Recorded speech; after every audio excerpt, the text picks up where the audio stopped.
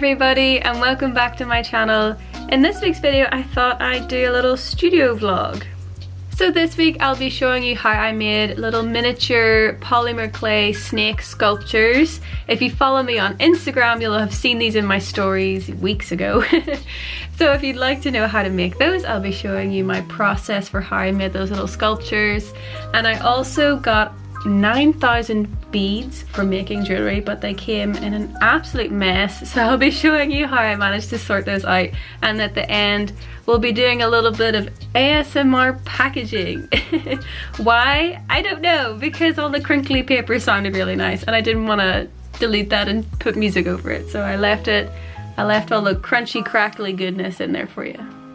So firstly, I wanted to show you how I made my little snake sculptures, little mini polymer clay sculptures. Polymer clay was perfect for making these little sculptures. I've never actually used polymer clay to make sculptures before other than these ones, but it turned out perfect because it's such a smooth clay. So it just, there's no rough edges on it. It comes out really neat when it's baked, and I thought it was perfect for these cute little snakes. As always, I paint my polymer clay sculptures and earrings and everything using acrylic paints. So one of the snakes I wanted to do like a really pretty pale pink, and the other one I went for more of like a minty green. For the white details and sort of snake pattern on them, I used my white Posca paint pen for this.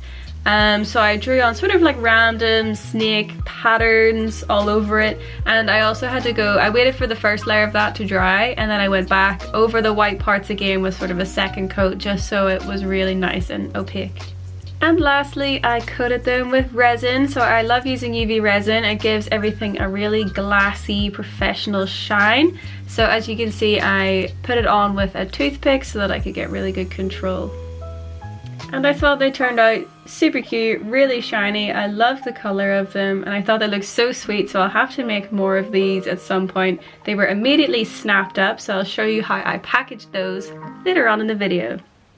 Now, time for the beads. Look at the state of these beads. This is how they look when they arrived in the post. They're 9,000 seed beads, and I couldn't live like that. I needed them organized by color because it was just impossible to make jewelry with them. So thankfully my little brother helped me sort these, and it took actually hours to sort them. Like, we started in the evening using sewing needles to sort of pick up the tiny little seed beads and put them into their correct boxes.